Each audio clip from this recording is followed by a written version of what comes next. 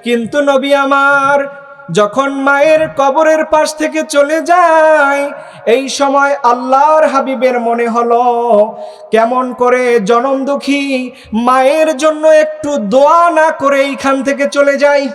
তিনি হলেন বিশ্বনবীর জনম দুঃখী মা। তার মায়ের কবরটা দেখে আল্লাহ রব্বুল আলামিনের হাবিব তিনি দাঁড়িয়ে আল্লাহ রব্বুল আলামিনের কাছে ফরিয়াদটা তুলে দিলেন।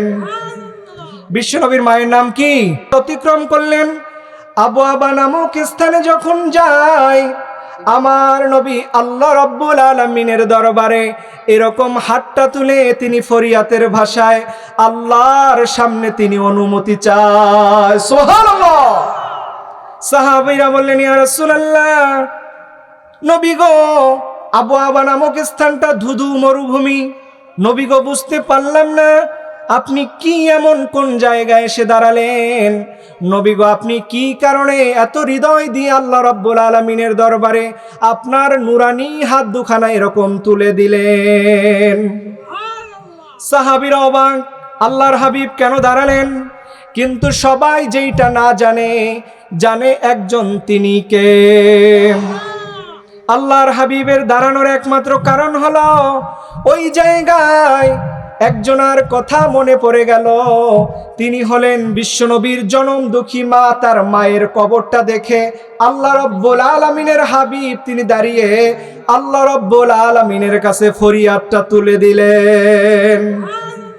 বিশ্বনবীর মায়ের নাম কি?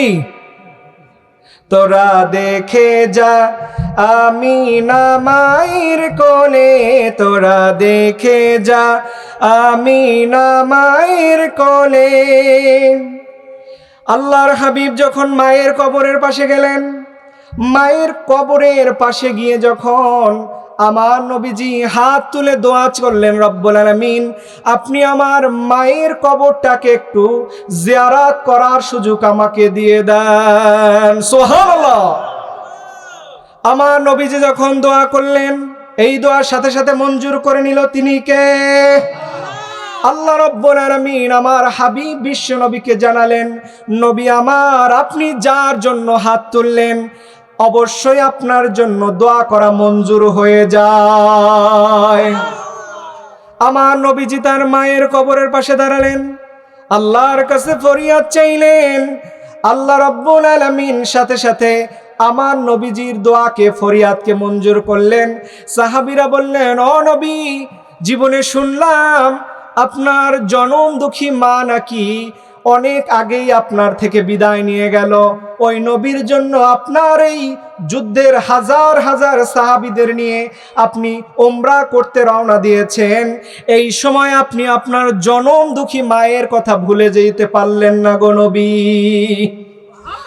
ও যুবক আর তরুণ ভাইরা শোনো, আল্লাহর হাবিবের মা এই দুনিয়া থেকে বিশ্বনবীকে একবারে শৈশব বেলায় ছোট্টবেলায় আমার হাবিবকে রেখে দুনিয়া থেকে চলে গেলেন।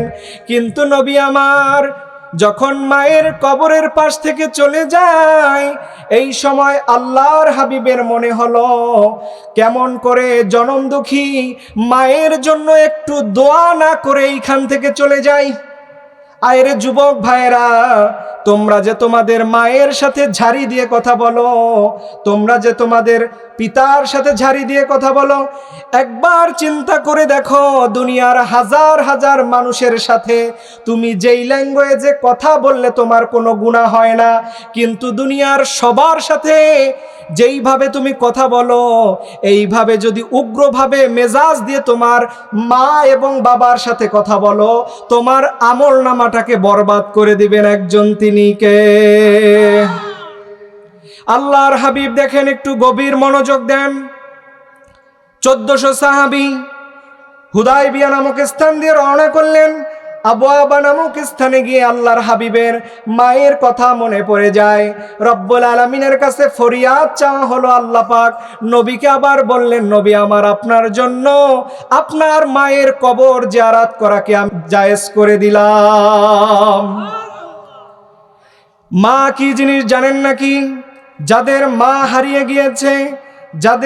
হারিয়ে গিয়েছে দুনিয়াতে হাজার হাজার আলেমদের যদি আপনি এক জায়গায় নিয়ে আসেন, হাজার হাজার মানুষ যদি আপনার জন্য দোয়া করে, কিন্তু আপনার মা একবার আল্লাহর নাম বলে দোয়া করবে, দুনিয়ার হাজার হাজার মানুষের দোয়া আর মায়ের দোয়া কোশ্চিনকালেও সমান হবে না। বলেন ঠিক কিনা?